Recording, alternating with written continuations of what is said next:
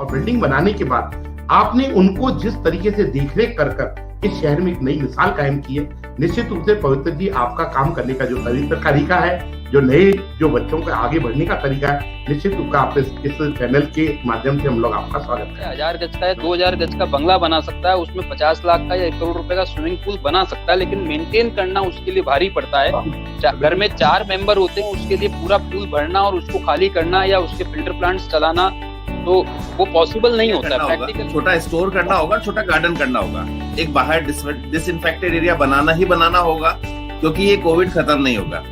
एक disinfected area घर में एंट्रेंस पर, एक बड़ा ड्राइंग रूम, ताकि एक सोशल डिस्टेंस मेंटेन हो सके, और बैक में कहीं भी जहां शांति से आप एक अपना छोटा सा वर्क एट होम के लिए ऑफिस बना सके। तो आप किसी भी परिस्थिति के अंदर 42 भी लागू होने के बाद कोई स्वर्ण कास्ट का व्यक्ति SC/ST की एग्रीकल्चर लैंड को खरीद ही नहीं सकता है, चाहे वो लोन के माध्यम से हो, चाहे वो नीलामी के माध्यम से हो, चाहे वो निश्चित रूप से माध्यम से हो। ये आपको ध्यान रखना होगा कि SC/ST में आप किसी भी कंडीशन में देखिए, जहाँ पर उसने बैंक से स्टेट नीलामी में खरीदा तभी वो उसका मालिक न बन पाया, तो ऐसी कोई जिसका लैंड यूज खेती का हो, एग्रीकल्चर हो और SC/ST लैंड है, तो निश्चित रूप से आप उसको नहीं खरीद सकते। देखिए बायलॉज के हिसाब से ही बनाए, प्रॉपर सेटबैक छोड़े, एक ढंग का आर्किटेक्ट हायर करें, ढंग का बिल्डर या कॉन्ट्रैक्ट बिल्डर को कॉन्ट्रैक्ट देने, और सारी टर्म्स कंडीशंस पहले ही एग्रीमेंट कर लेवे। किसी रोड के अंदर में नहीं आ रही है ये संपत्ति, और उसके अलावा जो अपने हेरिटेज बिल्डिंग्स होती है उससे 200 मीटर की दूरी पर स्थित हो, इस तरह से पूरी संपत्ति में क्लियरिटी, जो टाइटल क्लियर है वो देखना पड़ता है कि खातेदारी गैर खातेदारी भूमि है, इन सबको देखते कि जब फाइल जमा होती है 98 की, जब आईटीआर रिटर्न प्रॉपर नहीं होती या भरी हुई नहीं होती या डिसकंटिन्यूड होती है कि एक रिटर्न भरी फिर अगले साल हमने नहीं भरी और फिर हमने एक भर दी, तो बीच में गैप होता है, तो कई बैंक्स उसको कंसिडर नहीं करते हैं, या उनकी सिविल रिपोर्ट, या फिर उनका आप मान लीजिए सिविल भी ठीक है तो उनके कोई पुराने लोन्स है वो खराब, सिविल में भी पुराने लोन्स दिख रहे हैं वो खराब है, या प्रॉपर्टी पेपर का कोई टेक्निकल डिफॉल्ट है, जो आप नई प्रॉपर्टी दिखा रहे हो वो एक टेक्निकल डिफॉल्ट मिल जाता है, एज फैक्टर और अनेक कई प्रकार है, वो कई रीजंस रहते हैं जिसके कारण आपका जो हाउसिंग लोन है वो रिजेक्ट होता है। बट क्योंकि उन्होंने कंस्ट्रक्शन के टाइम उसका सोल्यूशन नहीं ढूंढूंगा, या उसका एक सर्टेन जो कि काम उस टाइम 4 आने में हो सकता था या 20 पैसे में हो सकता था, अब वो करने के बाद में काम कैपिटाइज लगाते हैं। आपका एक चीज तो कहना मानना पड़ेगा, आप ये कह रहे हैं कि जब भी आप कुछ कराएं तो उससे पहले कंस्ट्रक्शन से पहले आप उसकी एक तो लैंड की स्ट्रेंथ चेक कर लें। नेगेटिव पॉइंट ये हो गया कि जितनी भी और साइट्स थी वो कंस्ट्रक्शन उनका साल भर के लिए डिले हो गया, तो ये एक बहुत चिंता का मैटर है। और जिनका इंटरेस्ट पे पैसा लिया है, डेवलपर्स हैं, बिल्डर्स हैं, वो लोग को कहीं से रिलैक्सेशन नहीं है, गवर्नमेंट की तरफ से भी सब खास रिलैक्सेशन नहीं है, तो उनके ऊपर काफी प्रेशर है कि उनको टाइम पर यूनिट भी नहीं दे पाए, और जो उनका पैसा लगा हुआ है तो वो भी ब्लॉक हो गया। जो NH8 है वो बहुत लकी रहा है हर तरीके इन्वेस्टमेंट के हिसाब से। दिल्ली से NH8 स्टार्ट होता है तो गुड़गांव बनस्पत NCR के दूसरे एरियाज हैं, फैजाबाद, गाजियाबाद, नोएडा, उनके मुकाबले गुड़गांव ज्यादा डेवलप हुआ है, NH8 पर है। और सेम यही स्थिति आज अगर आप जयपुर से जब सिटी एरिया से बाहर निकलना शुरू हुए तो तब वैशाली नगर में लोग कहते थे कि वहाँ क्या बसेगा, बट आज की डेट में अगर आप वैशाली में चले जाए तो लाख रुपया गज में सिर्फ रेजिडेंशियल प्लॉट है, और कमर्शियल तो आप भूल ही जाए कि अब आपको कुछ मिलेगा।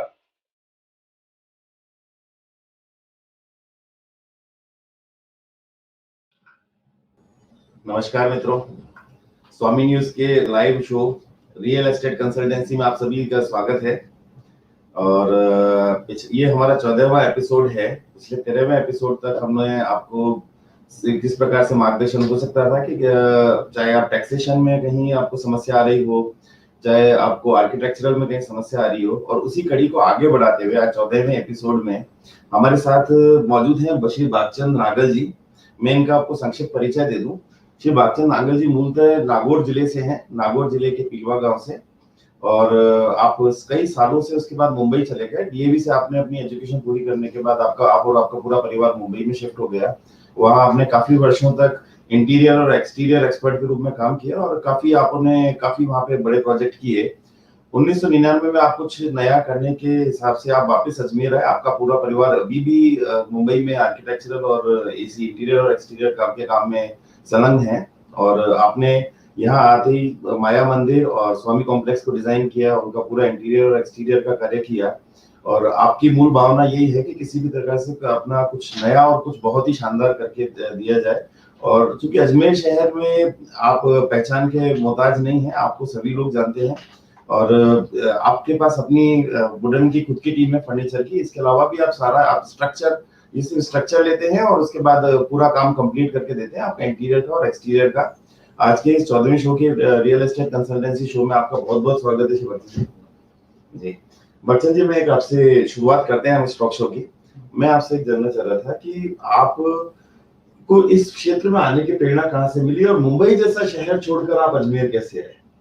अनिल जी, 1987 में मैंने पहली बार बॉम्बे गया था मैं। जी जी। बॉम्बे जाने के बाद में मैं सोचा क्या करें क्या नहीं करें। उस समय मैंने 10वीं पास कर गया था, तो बड़े भैया के साथ में था वहाँ पे। बड़े भैया ने बोला क्या काम करना चाहता है, क्या करना है आपका, आगे क्या सोचना है आपको। तो मैं 1 महीने तक तो चलना सीखा वहाँ पे, कैसे बस में बैठते हैं, कैसे जाना चाहिए, कैसे लोगों से मिलना चाहिए। तो मेरा 3 से 4 महीना तो उसमें गुजर गया आने जाने में। फिर मैं एक बार भैया के साथ उनकी साइट पे गया था। वो साइट मेरे हिसाब से कोई ओबेराय बिल्डर्स के काम चल रहा था। जी जी। तो मैं पहली बार उनके पास में गया। फिर वहाँ जाके देखा मैं कि यार ये दुनिया अलग है। मतलब अपन कहाँ जी रहे हैं और ये लोग कहाँ जी रहे हैं जी। कैसे छोटे छोटे चीजें जगह में क्या क्या चीज बना के निकल रहे हैं, कैसी जगहों को यूज कर रहे हैं ये लोग। मेरे दिल में वहाँ लगा मैं कि अपने को कुछ ऐसा ही काम करना चाहिए जिसमें अपनी मेहनत पूरी लगे वहाँ पे और सामने वाले को उसकी अनुरूप चीज मिल जाना चाहिए। फिर मैं भैया से बात की तो मैं कुछ ऐसा करूं, तो उन्होंने बोला नहीं, क्या मतलब है इसमें, तुम नौकरी करो बोले। तो मैं नौकरी करने के लिए मेरे को कपड़े के एक बड़ा सा फैक्ट्री था, उसमें मेरे को नौकरी लगवा दी। डालमिया ग्रुप था उसमें। जी जी। वहां पे मैं गया तो उनके साथ भी क्या रहा, जाके मैंने देखा तो उनका ऑफिस का फर्नीचर देखा, दिमाग काम निकला। मैंने यार क्या फर्नीचर बने हुए यहाँ। तो फिर उनका देखा तो उनका जो लोगों की बैठने की लॉबी थी, ये थी, रिसेप्शन थे, ये सब चीजें देख देख के उनका जो काम था मैं वो बताया था कि आपको ये अकाउंट्स का काम करना है, क्योंकि मैं कॉमर्स से स्टूडेंट था, मुझे अकाउंट्स का नॉलेज था। तो अकाउंट्स का काम देखो। अकाउंट्स का काम देखते देखते मेरे मन में आता था बार बार, यार अकाउंट्स में क्या है, चला कितना जमा खर्च करना है, वो करना है, क्यों ना अपन इस चीज को ऐसा बनाए कि अपने ही दिमाग में चले सब चीजें।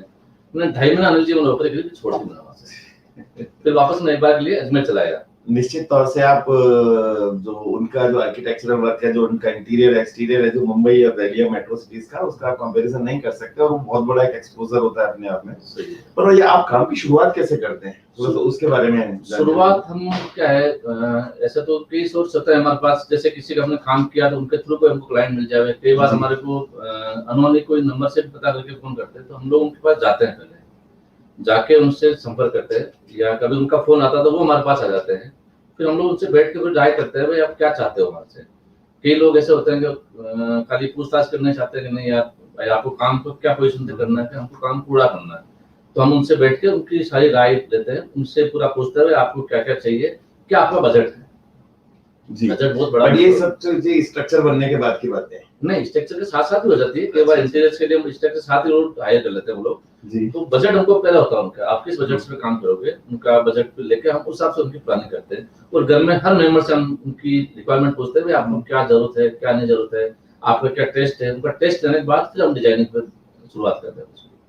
नहीं, पर जैसे मैं एक से पूछ रहा था, क्योंकि आप इस क्षेत्र से हैं और मुझे आपका कार्य क्षेत्र मालूम है, बहुत बड़ा है और आप अजमेर में काफी सालों से काम कर रहे हैं। और निश्चित तौर पर आपने अभी तक अजमेर को बहुत शानदार इमारतें दी हैं, उनका इंटीरियर एक्सटीरियर दोनों स्ट्रक्चर आपने, अब जिस स्ट्रक्चर को वो लोग आपको हैंडओवर करते हैं और उसके बाद जब वापस आके वो लोग रिसीव करते हैं, तो उसमें रातों दिन का फर्क होता है। निश्चित तौर से आपका काम तो बहुत शानदार है, पर चूंकि आपकी कई सारी मल्टीपल साइट्स होती हैं, आप कई सारी साइट्स होती हैं, तो उनको आप कैसे मैनेज करते हैं? क्योंकि अलग अलग सबका काम होता है, अलग अलग टीम्स होती हैं, आप उसको कैसे मैनेज करते हैं? उसके लिए हमारे पास क्या हर साइट्स की एक थीम होती है, एक कंसेप्ट हम पहले दिन से शुरू कर लेते हैं कि जब काम शुरू करते हैं तो हम थीम पे चलते हैं कि इस साइट्स को हमारी ये थीम देनी है। और वो थीम हमारी क्या है, बैकग्राउंड में चलती रहती है हमारे दिमाग में। कई बार क्या होता है, काम कर किसी और साइड के लिए, काम उसकी सोचते सोचते जो एक्स्ट्रा साइड है उसके लिए कुछ दिमाग में क्लू आ जाता है, तो हम उस क्लू को हम हाथों पेपर पे नोट कर लेते हैं, ये चीज हमारे नहीं है। तो ऐसे करते करते हम एक दूसरे साइड से कंपेयर नहीं करते हुए इस काम को आगे बढ़ाते रहते हैं। और डिजाइनिंग मोस्टली ये काम ऐसा है कि साइलेंस चाहिए होती है। रात्रि को हम लोग ये करके काम करते हैं, 9 बजे बाद बैठते हैं इसको लेके, उसके बाद इस पर हम सारा वर्किंग शुरू करते हैं और एक थीम पे ही वर्क करना पड़ता है हमारे लिए। और उसमें कोशिश करते हैं सामने वाले से एक बार पहले ही बातचीत करेंगे, बीच में उसका डिस्टर्बेंस हम लोग पसंद नहीं करते हुए, आप बार-बार बीच में उनको रोको मत। हाँ, क्योंकि एक चीज इसमें एक समस्या आती है कि क्या होता है, हर आदमी के अपने कॉन्टेक्ट्स होते हैं, अपने संपर्क होते हैं, तो उसमें साइट पर कई बार वो लोग कहते हैं कि नहीं हमारी एजेंसी भी काम करेगी, तो ऐसी कंडीशन में आप कैसे उसको मैनेज करते हैं? साइट पर आपके लिए लोग रहेंगे या ऐसा कुछ नहीं है, एजेंसी कोई भी हो, हम कोशिश करते हैं हमारे साइट्स का रिजल्ट सेम आना चाहिए। तो कई बार क्या है, सामने वाले की एजेंसी होती है, हम उसको भी उतना ही अच्छा ट्रीट करते हैं जैसे हमारी एजेंसी होती है। बस फर्क इतना होता है कि हमारी एजेंसी होती है ऑलरेडी इतनी स्किल्ड हो जाती है कि उसको हमारे को हर चीज को इतना समझाने की जरूरत नहीं पड़ती है, डिटेल्स वो कुछ समझ जाते हैं कि इसको क्या चाहिए होता है। नई एजेंसी आएगी उसको हमको हर चीज समझानी पड़ेगी कि इस काम को कैसे करना है, फिनिशिंग पे हमको ध्यान रखना पड़ता है, उसमें वॉच पूरा रखना पड़ता है हमारे को। एक काम करने के बाद वो भी हमारे लिए इजी हो जाता है, ऐसी बात नहीं। फिर भी तो आपकी कोई खुद की साइट की कोई एजेंसी रहती है, उसमें कौन कौन लोग रहते हैं? हमारे वैसे देखो सिविल वर्क हम लोग नहीं कर पाते, उसके बाद में मार्बल वाला हमारा आदमी होता है, पीओपी प्लास्टर वाला आदमी हमारे पास रहेगा, इलेक्ट्रिशियन हमारे पास रहता है, प्लम्बर हमारा है, वुडन की टीम मेरी खुद की है, मेरे भाई साहब हैंडल करते हैं, मेरी टीम खुद की वुडन टीम है, हम लोग वुडन का काम शुरू से करते आ रहे हैं। तो बाकी पुलिस वाला बंदा हमारे सारी टीम में हमारी ऑलमोस्ट बॉम्बे से आई हुई है, चाहे पुलिस वाला हो चाहे तो आपकी जो लेबर है वो सब बाहर से है? बाहर से, ऑलमोस्ट बाहर से। नहीं, जैसे आपने भी काफी मतलब काम किए हैं शहर के अंदर, तो जैसे पर एक साइट पर क्या होता है कि ऐसा नहीं होता है कि सिर्फ एक ही व्यक्ति हो, कई बार अलग अलग साइट पर अलग अलग डिजाइनर्स होते हैं, अलग अलग लोग होते हैं, और उनके साथ फिर आप कैसे मैनेज करते हैं? नहीं, उसमें इतना कुछ नहीं, डिजाइनर्स आर्किटेक्चर वर्क जनरली हमको करावा मिलता है, प्लानिंग वर्क जो होता है। नहीं, जैसे हम तो बात करें कि आपको एक ऐसा इमारत दी गई जो एक स्ट्रक्चर है, उस पर और दोनों पर आप बताएं। जैसे एक स्ट्रक्चर आपको दे दिया गया तो उस पर अलग अलग एजेंसीज हैं, वो अपना अपना काम करेंगे, तो उनके साथ आप कैसे मैनेज करके करते हैं? नहीं, सबसे पहले तो हमारे को साइट्स हैंडओवर जो मिलती है, हम उस साइट की पूरी रीड स्टडी करते हैं, साइट पे क्या स्थिति में बना हुआ काम है, कितना काम उसको हो चुका है, क्या उसको होना चाहिए आगे। तो सबसे पहले हमारे पास प्लानिंग हम हाथ में देते हैं कि एक उसका प्रपोजल्स तैयार करते हैं कि साइट्स पे अपने को क्या क्या जरूरत अपने ऐड कर सकते हैं। कई बार क्या होता है कि सामने वाले की एजेंसी में होती है, हम उसी को लेके चलते हैं। हिडन वर्क के लिए एजेंसी, उनकी पुरानी एजेंसी को हम यूज करते हैं, चाहे वो इलेक्ट्रिकल हो चाहे प्लम्बिंग हो, क्योंकि उनको सब पता होता है कि मैंने कहाँ से क्या प्रोडक्ट डाला हुआ है। उसके बाद हम प्लानर जो पुराना जिसने प्लानिंग की है उससे भी हम लोग एक बार टच करते हैं, उससे भी मिलते हैं, भाई आपने इसका स्ट्रक्चर वाइज क्या प्लान किया है, इसमें हम क्या तोड़ सकते हैं या उसमें कुछ चेंज कर सकते हैं, नहीं कर सकते। उनकी राय लेने के बाद हम उस वर्क स्टार्ट करते हैं और फिर हम उसको एजेंसी के साथ में बैठ के पूरी मीटिंग करते हैं, उसके बाद प्लानिंग की स्टार्ट करते हैं, उसको काम शुरुआत करते हैं। निश्चित तौर से खैर आपका अपनी जगह, आप अपने क्षेत्र के एक्सपर्ट हैं, बट फिर भी एक चीज ये रहती है कि जैसे कई बार मालिक होता है वो अपनी भी डिजाइन ले आता है कि साहब ये तो मेरी डिजाइन है और आपका कॉन्सेप्ट अलग है, उसका कॉन्सेप्ट अलग है, उसके लिए तो उसको कैसे मैनेज करते हैं? क्योंकि सबसे बड़ी समस्या ये है, बड़ी समस्या है, एट अ टाइम भी चल रही है। क्या होता है कि हमारे यहाँ पे क्या होता है कि सब एक्सपर्ट होते हैं, थोड़ा पैदा होने के बाद से हमारे सारे फील्ड के सब लोग एक्सपर्ट होते हैं, उनको हर क्षेत्र की जानकारी होती है, चाहे मेडिकल फील्ड की हो चाहे आर्किटेक्चरल फील्ड की हो, आप उनसे किसी भी तरह के सलाह के एक्सपर्ट हम लोग पैदाइशी होते हैं इंडिया के लोग, तो वो अपना कॉन्सेप्ट जरूर उसके बीच में डालते हैं आपके कॉन्सेप्ट से हटके, और जबकि चूंकि आपके सामने क्लियर इमेज होती है पर उनके सामने क्लियर इमेज नहीं होती, वो किसी के घर में किसी पड़ोसी के, और वो जैसा आपका शुरू में डिसाइड होता है और बाद में वो अपना कॉन्सेप्ट बीच में डालते हैं, तो उसको कैसे मैनेज करते हैं? ये मैं जैसे आपसे ये बता रहा था, शुरुआत हम जब करते हैं तो पहले हम पूरे घर वालों से बैठ कर ट्राई करते हैं कि अच्छा, फिर मेरा ध्यान होता है कि हम घर में कितने मेंबर है, क्या उनका एज फैक्टर है, क्या उनकी एज क्या लेवल है, क्या उनकी थॉट है, वो सारी हम पहले पकड़ते हैं, पहले इस आदमी क्या चाहिए, फिर हम उनसे क्लियरली उनका कॉन्सेप्ट समझते हैं, एक कॉन्सेप्ट उनको देता है, हम इस कॉन्सेप्ट पे चलेंगे, वो लोग एग्रीड होते हैं। फिर भी आप सही कह रहे हो कि काफी अभी इस टाइम तो बहुत ज्यादा दिक्कत हो रही है, लोगों ने नेट पे इतनी फोटो डाउनलोड करके आ जाते हैं कि रात को 12 बजे भेज देंगे, बोले सर मुझे ये चाहिए, मैंने कहा ये चाहिए तो जगह नहीं मिलेगी आपके पास, उन्हें सर जगह निकालो, मुझे ये चीज चाहिए, वही समझाते हैं उनको, फिर बोलते हैं, लास्ट में काफी जद्दोजहद के बाद वो मान जाते हैं, वो बहुत अच्छा होता है कि उनकी चीज उन्हें डलवाते हैं, डलवा लेते हैं तो हमारी चीज खराब हो जाती है। नहीं, मतलब आप उनको पूरा गाइड करते हैं, समझाते हैं अच्छे से, पूरे से आपको उनके लाभ हानि, इससे क्या बेनिफिट होगा, क्या नुकसान होगा आपका, वो सब चीज उनको क्लियर करते हैं।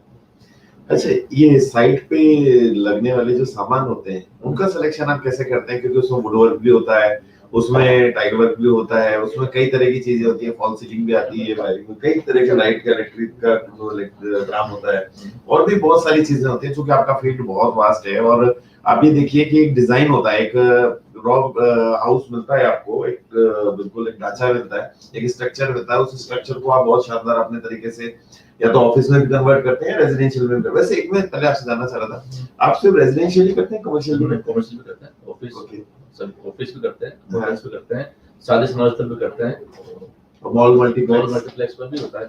जी जी जी। और मैं यहाँ भी करता हूँ, बाहर भी करता हूँ, मतलब राजस्थान या बाहर जाते हैं। जी जी। क्योंकि आपका मुंबई में तो ऑलरेडी ऑफिस है, और मुंबई में तो आप काफी सालों से काम कर रहे हैं, और 20 साल से तो आप अजमेर में आपने एक से एक अपने प्रोजेक्ट्स कंप्लीट किए हैं। तो मटेरियल का चुनाव आप कैसे करते हैं सर? मटेरियल में क्या होता है, सबसे बेस्ट होता है फिक्स मटेरियल, जो वन टाइम लगने होते हैं। उनको सिलेक्शन करने के लिए थोड़ा सा कूलनेस रखनी पड़ती है कि यार ये आइटम ऐसा है, जैसे फ्लोरिंग है आपकी। हाँ, थोड़ा सा विस्तार से बताइएगा। जैसे फ्लोरिंग लगनी है, फ्लोरिंग इंसान एक बार लगा पाएगा अगर बनाएगा जी, या बिल्डिंग बनाता है, तो वो उसके लिए हमको ड्यूरेबिलिटी देखनी पड़ती है, उसकी कॉस्टिंग भी देखनी पड़ती है, उसकी लाइफ कितनी है, उसकी आफ्टर मेंटेनेंस कितना आने वाला है, उसकी आपने सर्विसेज के लिए क्या ध्यान रखना पड़ा, वो सब चीज से ध्यान रखते हुए हम सब फ्लोरिंग का सिलेक्शन करवाते हैं। और जनरली अपने पास में किसी ने इतनी बड़ी मंडी मार्बल की है, लोगों को 100% लोग जुड़े हुए व्यापार से, मार्बल वाले से, उनको ज्यादा समझाने जरूरत नहीं पड़ती, क्योंकि पत्थर में वो खुद जानकार होता है हमसे ज्यादा। वो हमको खुद बताता है कि सर ये पत्थर लगाना, इसकी ये पत्थर की डेंसिटी बहुत हार्ड है, इसमें पॉलिश अच्छी आएगी, इस पत्थर में क्रैक कम आएंगे।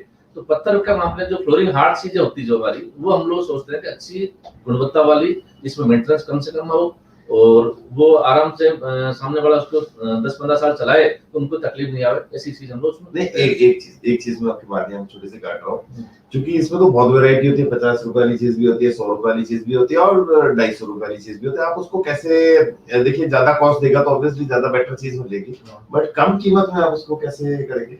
इसलिए हम सामने वाले से पहले बैठते हैं, जब उसका बजट लेते हैं प्रोजेक्ट का, हम एक स्क्वायर फुट पे कॉस्ट तैयार करते हैं कि हमको इस कॉस्ट तक काम करना है।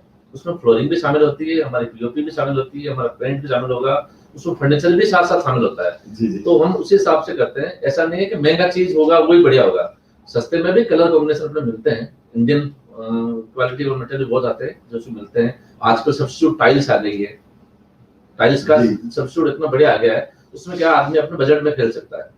और टाइल 20 रुपए फुट से स्टार्ट हो जाती है, जो 200 रुपए फुट तक टाइल्स पे आती है, उसमें तो टाइल्स पे चल जाते हैं। उसमें कुछ चीजें वुडन फ्लोर रहती है, कुछ सॉफ्ट फ्लोरिंग ले लेते हैं हम कुछ एरियाज के लिए, ऐसा करके उस बजट को मेंटेन करते हैं उसका। तो ये तो होगी टाइल। इसके अलावा और सामानों का कैसे आप पता करते हैं? मतलब आपका तो वुडवर्क भी है, लाइटिंग भी है, तो मतलब सामान का सिलेक्शन कैसे हो, चयन कैसे हो कि भाई मतलब ये तो जैसे आपने टाइल की बताई, इसके अलावा भी 50 तरह की चीजें होती है, पेंटिंग का जैसा होता है। क्योंकि यहाँ पर हम लोग जो बैठे हैं, हमें इसके आपकी फील्ड के बारे में ज्यादा जानकारी नहीं है, बट हमने आपकी साइट्स देखी है तो बहुत ही शानदार होती है। तो और चीजों का कैसे चुनाव होता है? क्योंकि प्लाई में भी बहुत वैरायटी होती है, तो हमें कौन सी वाली लेनी चाहिए, या कैसे कुछ आइडिया दे सके? प्लाई अपना यहाँ का जो वेदर के हिसाब से हम लोग चलते हैं। जैसे राजस्थान का अगर बात करूँ तो राजस्थान का वेदर हॉट होता है, यहाँ मॉइस्चर की थोड़ी सी मतलब मॉइस्चर बहुत कम होता है, तो जनरली क्या है, यहाँ पर प्लाई इतना अपन हेवी लेने की जरूरत भी नहीं है।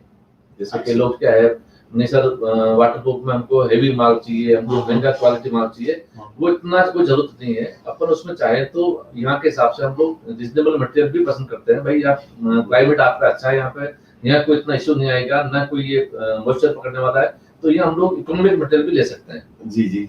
और इकोनॉमिक मटेरियल को लेते हुए हम आगे बढ़ते हैं। सामने वाला बजट हमारे लिए, हमने बताया आपसे, बजट हमारे लिए बहुत बड़ा मैटर करता है इसके अंदर। जी जी। बजट सामने वाले का कितना है, किस बजट से हमको चलना है, उसी हिसाब से हम काम को आगे बढ़ाते हैं। प्लाई देखो, प्लाई में भी ऐसा होता है 50-60 रुपए से स्टार्ट हो जाएगी, 150 रुपए तक की आती है। फिर उसमें कॉस्ट वाइज आते हैं, बोले कोई लग्जरीज चाहिए तो हम उसमें वीनियर लगवाते हैं, सॉलिड वुड लगवाते हैं। सॉलिड वुड के ऊपर पॉलिश का बहुत बड़ा मैटर होता है। पॉलिश भी कई तरह की होती है, एक पॉलिश नहीं हो सकती है। पॉलिश का बजट देखते हुए आगे बढ़ते हैं। फिर उनका लगता है कि नहीं मेरा बजट कम है, तो हमको लेमिनेट्स पे आना पड़ता है, जो सस्ता बजट का सामान होता है। दिखने में दूर से सेम दिखेगी, लेकिन नजदीक जाकर देखोगे तो टाइल और मार्बल का जो फर्क होता है वो चीज उसमें भी दिखेगा आपको देखने में जाकर, तो उसको भी लेके चलते हैं। लाइट्स का जो सब्जेक्ट है, लाइट्स भी बहुत वैरायटी आती है। अपन पड़ोसी देश की बात करें, चाइना से लाइटें बहुत आती है जो बहुत सस्ती भी मिलती है। लाइट्स में ल्यूमिनियस का, उसके क्लियरेंस का, ये सारा फर्क होता है। सस्ती लाइटें भी आती है, क्वालिटी में जाओ तो महंगी लाइट भी आती है। आज ब्रांडेड लाइट लेते हैं तो एक लाइट डाउन लाइट भी 2-2 हजार रुपए की आती है, 5-5 हजार रुपए की आती है। वही लाइट अपन ऐसे ऑर्डिनरी लेंगे तो 200 रुपए में पैनल मिल जाएगा आपको। उसकी ड्यूरेबिलिटी में बहुत फर्क पड़ता है। अच्छी लाइट्स की आपकी एंटी ग्लेयर रहता है, आपकी आंखों को कभी इफेक्ट नहीं करेगा, घर का एंटायर मेंटेन करता है, एम्बियंस क्रिएट होती है बढ़िया उसमें। आप आंख से लाइट देख लोगे तो लाइट आपकी आंख कुछ लगेगी नहीं। सस्ती लाइट्स में क्या होता है, आपकी लाइट आंख पे आएगी, आपको 5 मिनट तक वो चुंदिया जाएगी आंखें आपकी, आप देख नहीं पाओगे आगे क्या हो गया, ऐसा कुछ हो गया। तो ये सब चीजें उसमें मैटर होती है क्वालिटी को लेकर सारी। एक अभी जय लोंगानी जी ने एक कुछ लिखा है कि सिंधी समाज के लिए बढ़िया रोड, पानी, बिजली अपडेट करके कॉलोनी बनाए साहब, बहुत कमा लिया, अब दुआएं कमाए। तो कुछ सामाजिक कार्य भी आप करते हैं? जरूर मैं सामाजिक सोशल लाइफ में काफी जुड़ा हुआ हूँ जी में, और मैं देखो काफी संस्थाओं से जुड़ा हुआ हूँ। मैं गोभक्त हूँ, गौशाला पथमेड़ा का मैं ट्रस्टी हूँ, और मैं उसके लिए काफी काम करता हूँ मैं। और अभी हमारे पथमेड़ा में जो ऑल ओवर इंडिया के हमारे जो ऑनलाइन स्टोर बन रहे हैं, जिसमें हमारे वैदिक उत्पाद के आइटम बिकेंगे, उसका सारा डिजाइनिंग, उसका एजुकेशन पूरा मैं सेवा के तौर पे मैं कर रहा हूँ सारा ऑल ओवर इंडिया का। बहुत बढ़िया जय भाई। ये आप बागचंद जी अपने काफी समाज सेवा के कार्य करते आ रहे हैं, और गौशाला भी आप चला रहे हैं, रन कर रहे हैं। सो आपका अगर इस तरीके से कोई कार्य होता है तो आप बिल्कुल बताएं, जो हो सकता है बनती कोशिश वो करेंगे। अच्छा, एक चीज निवेदन है, क्योंकि मैं आपकी बात काट रहा हूँ, वर्तमान में मैं अभी हमारा किशनगढ़ में एक हॉस्पिटल है, मार्बल सिटी हॉस्पिटल जी, बिल्कुल, उसमें मैं पिछले 2-3 साल से सेवा दे रहा हूँ। वो भी एक सेवा भाव से सेवा दे रहा हूँ। वहाँ डिजाइन की जरूरत पड़ी हो, चाहे उसमें कोई मेरी राय की जरूरत पड़ती हो, चाहे कुछ कंसल्ट करना हो, वहाँ कुछ बनाना हो, तो मैं जाके वहाँ सेवा देता हूँ मेरी। इसी तरह हमारा कुछ मंदिर बनते हैं, उनके कुछ सेवाएं चाहिए होती है, तो वहाँ भी मैं जाके देता हूँ। नहीं, बहुत अच्छी बात है बागचंद जी। एक मैं आपसे एक निवेदन करूंगा, ये जो पुराने मकान हमारे होते हैं, उसका स्वरूप बदल के भी क्या नया जैसा किया जा सकता है? कैसे, थोड़ा सा विस्तार से बताएं। उसके लिए अजमेर के क्या है, 35-40 साल के एवरेज के 80% मकान है, 20% मकान अगर पंचशील नगर या इनको तो देखा जाए तो वो थोड़े से नए हैं। तो बाकी जैसे पुराने क्षेत्र है वहाँ पे, तो उनका आप इंटीरियर और एक्सटीरियर का कैसे करते हैं, और उनको आप कैसे मैनेज करते हैं, थोड़ा सा बताएं। थोड़ा ये जो होता टिपिकल है वैसे क्या है, उसमें जगह का बहुत बड़ा है। पहले के पुराने मकानों में क्या एक कल्चर अलग हुआ करता था, जॉइंट फैमिली का माहौल हुआ करता था घरों में। तो घरों को छोटे कमरे की बनाए जाते थे, जनरली बड़े कमरे नहीं बनते थे उनके लिए क्या होता है, जो टॉयलेट्स वगैरह होते हैं वो कॉमन हुआ करते थे, एक जगह जाके, हर घर में अटैच नहीं होते थे। तो कई चीजें होती है। फिर वो पुराने वो मकान बने होते हैं, उनकी दीवार का पता नहीं होता अपने कितनी बड़ी वॉल होगी, कहाँ कॉलम है, कहाँ लोड आएगा नहीं है, क्या है। उसके लिए हमको क्या करना पड़ता है, सामने वाले से हम जाके बात करते हैं, उनसे राय करते हैं, भाई आपका मकान कितना पुराना है, उनसे ये पूछते हैं।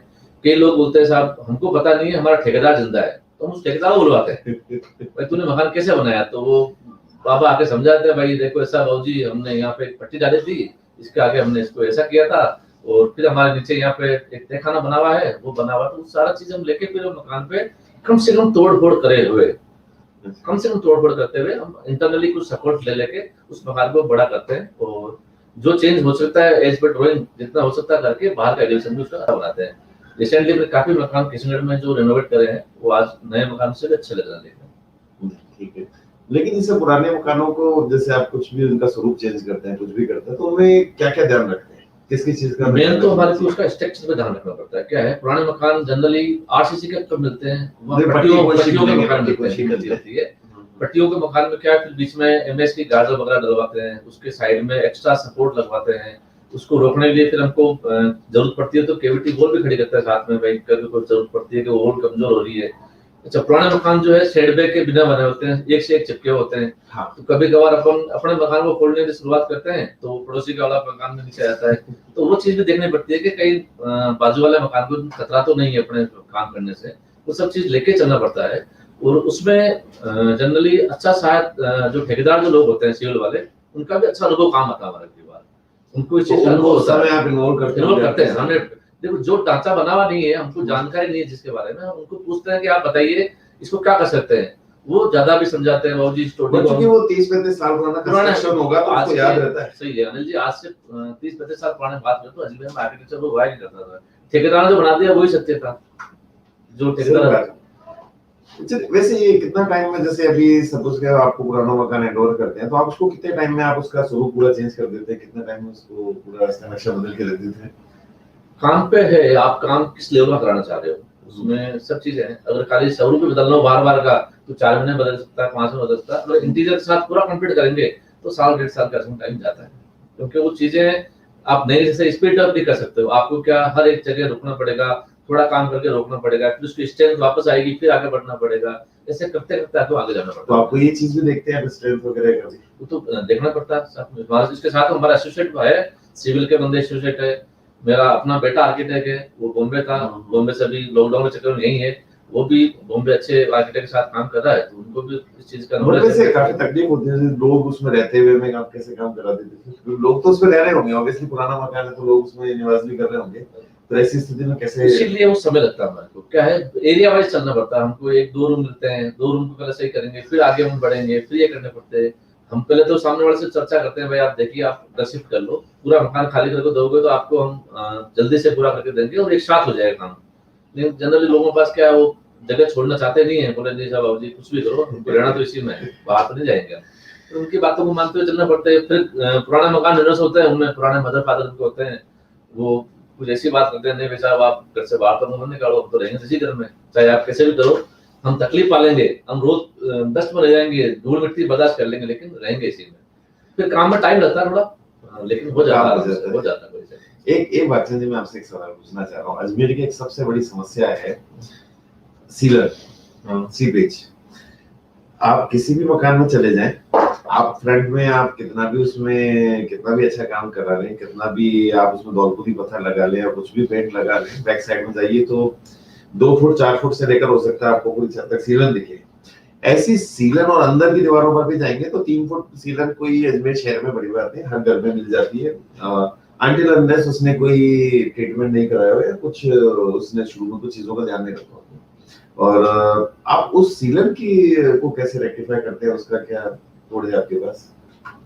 ऐसा है ना जी, सीलन में से जनरली खत्म होती नहीं है, कभी भी आप देखो। हाँ, वो आगे बढ़ेगी, अगर आप टाइल भी लगा देंगे तो इधर उधर हो जाएगी। टाइल्स का कोई उपाय नहीं है इसका। तो क्या टाइल्स आप जैसे सॉलिड सरफेस पे ऐड करते जाओगे, उस मॉइस्चर आपका बढ़ता जाएगा, ऊपर आ जाएगा वो। नहीं, जैसे काकानी जी लास्ट बार रहे थे तो उन्होंने बताया था इसके कुछ केमिकल्स होते हैं, कुछ उसका ट्रीटमेंट होता है, उससे वो रेक्टिफाई किया जा सकता है। बट आज के टाइम में पहले चीजें नहीं होती थी, तो पहले वाले मकानों में तो इतना संभव नहीं है। नहीं, इसके लिए सबसे अच्छा तरीका, आज बाजार में बहुत सारे ऐसे मटेरियल्स आ गए हैं जिसको आप इस पे अप्लाई कर सकते हो, लेकिन सीलन मॉइस्चर जो आपका होता है वो हमेशा एयर मांगता है। आप उसको एयर सरफेस फॉलो कराना चाहिए, वो आगे नहीं बढ़ेगा।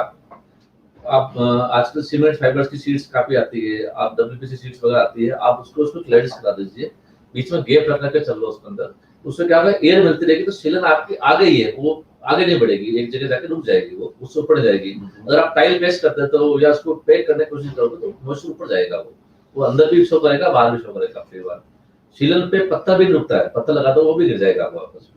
तो आप उसको कैसे करते हैं? हम लोग जनरली क्या है, कुछ होलो प्लानिंग करवा के उसके ऊपर, और उस पे पहले आप उसका ट्रीटमेंट करते हैं, एक केमिकल लगाते हैं उसके ऊपर थोड़ा सा, ताकि वो वापस बार-बार से खुले नहीं। पर्टिकुलर हम कुछ एरियाज वाइज उसमें एयर छोड़ते हैं, गैप छोड़ देते हैं, उस गैप से उसको हवा मिलती रहती है। एयर मिलने से उसमें सीलन मॉइस्चर आएगा, वो वहीं रहेगा, लेकिन ऊपर नहीं बढ़ेगा, वो अपने जगह पे रुक जाएगा। नहीं, अच्छी बात है। पर जैसे आपकी कोई सर्विस की, आपकी जो आप सर्विसेज देते हैं, आपकी वो गाइडलाइन भी होती है कि हमें ऐसा करना है, थोड़ा सा वो थोड़ा विस्तार से बताएं। गाइडलाइन मतलब किस टाइप से आप उसको मैनेज करते हैं? नहीं, किस बेस पे, वर्किंग बेस पे या वर्किंग बेस पे तो हमारा ऐसा कोई गाइडलाइन है, हमको तो काम शुरू से एंड तक देखना पड़ता है। तो फर्स्ट ऑफ ऑल तो हम उस पे प्लानिंग पे वर्कआउट करते हैं। सबसे पहला काम हमारा प्लान होता है। हम कोई भी काम पे उठ जाएंगे, उस पर प्लानिंग सबसे पहले हमारा तय होगा। प्लानिंग लेआउट करने के बाद हम सामने वाले से लेआउट अप्रूव कराते हैं, भाई लेआउट आपका अप्रूव है, उसके ऊपर हम लोग उसकी डिटेलिंग ड्राइंग्स वगैरह बनाना, उस पे उसकी वर्किंग करना, उस पे कुछ 3D व्यूज वगैरह बनाना, उनको उसके लिए कुछ प्रेजेंटेशन देनी है, वो सब चीजें हम उसको बाद में करते हैं। सबसे पहले उनको लेआउट्स हमको सामने वाले से फाइनल करना पड़ता है। समझ गया। कई बार क्या होता है, लेआउट्स के अकॉर्डिंग सर्विसेज चलती है हमारी, इलेक्ट्रिकल से, प्लम्बिंग से, सारी लेआउट्स में चलती है। कई बार साइड पे ऐसा हो जाता है कि सामने वाला बंदा लास्ट में जाके बोले नहीं मुझे पलंग यहाँ नहीं चाहिए, मेरे को तुम्हारा चाहिए। उस कंडीशन में बहुत थोड़ा पड़ी होती है, फिर वापस सारी लाइंस को शिफ्ट करनी पड़ती है, फिर सारा उसका लेआउट चेंज करना पड़ता है, सीलिंग्स वगैरह बनती है उसको चेंज करना पड़ता है। तो ये तकलीफ कई बार आती है, लेकिन हम सबसे पहले कोशिश करते हैं लेआउट सामने वाले से फाइनल करें। नहीं, जैसे आज के भी जो वैश्विक महामारी है, कोरोना है, कोविड का जो है, तो उसके चलते आपके काम पे कोई इफेक्ट आया है? और फिर आपने क्या चेंजेस किए थोड़ा सा? अभी 3 महीने 4 महीने तो लॉकडाउन बैठे थे 2 महीने पर, तो जो आपकी साइट्स थी वो भी सब हैंग आउट हो गई थी। तो जैसे लेबर दूसरों के बाहर चली गई थी कि आपकी लेबर भी गई थी सब तक। तो फिर इसका कैसे आपने क्या समाधान किया? हमने लॉकडाउन में तो लेबर को बिठा के यही सब कुछ खिलाया पिलाया, क्योंकि लॉकडाउन जब लगा था तो लेबर को पता नहीं था कि इतना लंबा लगेगा। हमने भी आदमी को ये सबको रोका था, भाई आप जाइए मत, ये रुकिए, उनको रोकने की व्यवस्था दे रखी थी। और आराम से गवर्नमेंट की क्या नियम था कि आप जितना हो सकता है लेबर के साथ सॉफ्टली रहो। हमने उनको सब व्यवस्था वैसी रखी, उनको कहीं जाना नहीं दिया और रखा। जैसे लॉकडाउन खुला, उनको परमिशन मिली कि आप जा सकते हो, तो वो लोग तो हमसे बिना पूछे निकले सब लोग। हम लोग देखे आदमी लेबर कहाँ की होती है वैसे? लेबर हमारी क्या है, बॉम्बे से काम करती है, लेकिन होती है आसपास स्टेट्स की, यूपी की भी आती है, हमारे बंगाल साइड के भी आते हैं, बिहार से भी आते हैं और महाराष्ट्र साइड के भी होते हैं। तो ये सब लेबर आउटसाइड की होती है। हमारे राजस्थान की भी काफी लेबर होती है, राजस्थान की लेबर होती है हमारे पास, ऐसा नहीं है कि हम बाहर वाले हैं। नहीं, जैसे कहा जाता है कि बंगाल की लेबर काफी मतलब एक्सपीरियंस्ड और आपके आर्किटेक्चरल या जो भी आपका वुडन वर्क्स के लिए काफी फेमस है। एक ज्वेलरी और एक वुडन में मुकाबला नहीं किया जा सकता। बारीकी काम के लिए अच्छे मार्केट है वो लोग, कालीन का काम करो, उनसे कुछ भी करो, ऐसे काम के लिए बहुत अच्छे वो रहते हैं। लॉकडाउन के बाद आपका प्रश्न क्या अधूरा, लॉकडाउन में जब 2 महीने घर पे बैठे रहते तब उसी दरमियान अपने माननीय प्रधानमंत्री जी का एक आया था कि लोकल और वोकल वाला जो सिस्टम चलो भाई, जितना हो सकता है अपने देश में ही चीज पे दिमाग लगाओ। तो उस दरमियान फिर हमने क्या बैठे बैठे मैंने भैया से, बड़े भाई से बातचीत करी उस पर क्या अच्छा निदान करा जाए। तो हमने इसको लेते हुए लॉकडाउन में महामारी देखो अभी जाने वाली है नहीं, ये जाएगी, दूसरी कोई आ जाएगी, 2021 में भी चलेगी और कोई इसका तय नहीं है, हो सकता है दूसरी और कोई आ जाएगी। इस सब चीज को लेते हैं, फिर अपने एक चीज का दिमाग लगाया कि क्यों ना अपन ये सारे जो काम अपन साइड पे जाके सामने वाले घर में करते हैं वो काम अपने इन हाउस करें कि ले जाए वो सामने वाले के जाके इंस्टॉल करके आवे। तो उसको ध्यान रखते हुए हमने अपना सेटअप शुरू करा है जी। किशनगढ़ में क्या हमने गेगल में किया, गेगल में, ठीक है, गेगल में किया, mid of the both city, मतलब अपने किशनगढ़ के भी, किशनगढ़ अजमेर के सेक्टर में मेन हाईवे पे। तो उस पे हमने चालू कर दिया मॉड्यूलर्स का कस्टमाइज्ड फर्नीचर, जिसमें आप सामने वाले की डिजाइन बनेगी, ड्राइंग बन जाएगी, उस पे सारा हमारा वर्किंग हो जाएगा, सामने वाले को कलर कॉन्सेप्ट सब शेड फाइनल हो जाते हैं, फिर उसको हम लोग वहीं सारा कस्टमाइज कर देंगे, बना देंगे। यहाँ साइड कंप्लीट हो जाएगी, आप लाओगे, जो काम आप 6 महीने करते थे वो 1 हफ्ते में काम करके बाहर निकल जाओगे वहां से। नहीं, चूंकि आज के टाइम में मैंने देखा है कि लोग अवॉइड करते हैं कि अपना कारपेंटर को घर में बैठा के और उससे सामने काम कराए, क्योंकि काफी उससे आवाज रहती है, पड़ोसियों को दिक्कत रहती है, घर भी पूरा डिस्टर्ब रहता है। तो निश्चित तौर से आपने, पर एक चीज अब जैसे आपने बोली कि आपने ये लोकल फॉर वोकल वाली बात निकाली है, तो चूंकि आपकी जो इंडस्ट्री है, अधिकतर हम लोगों ने देखा है कि इसमें चाइनीज मटेरियल बहुत यूज होता है। आप भी चाइनीज मटेरियल यूज करते हैं? नहीं, देखो 1-2 बार मुझे जाने का मौका जरूर मिला साइट्स के लिए, सामने वाले क्लाइंट की रिक्वायर्ड थी कि मुझे कुछ सामान चाइना से पसंद करना है, तो आप साथ चलिए, पसंद करके आइए। मैं गया हूँ साथ, पसंद करके आया हूँ। लेकिन अब आप अनिल जी, आप विश्वास करिए, जो चाइना से देख के आते थे, हम लेके आते थे वो सामान आपको यही बना के देंगे।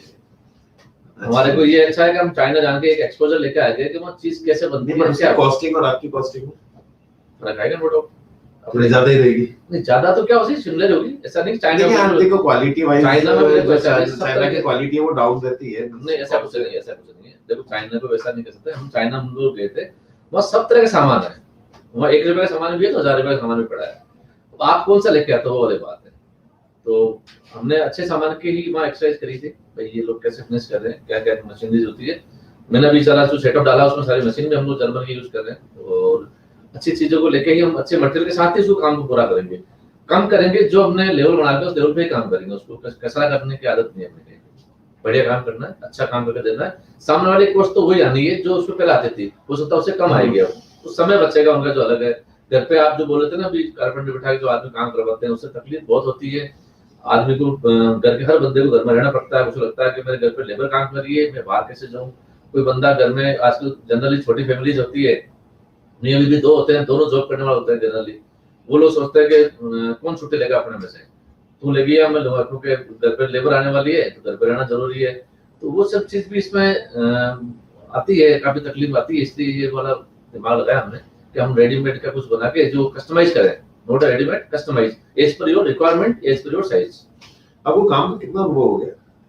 मेरे को इस फील्ड में 93 से मैं इसमें आ गया था। 93 से था, आज मान के चलिए 27 साल हो गए। 27 साल।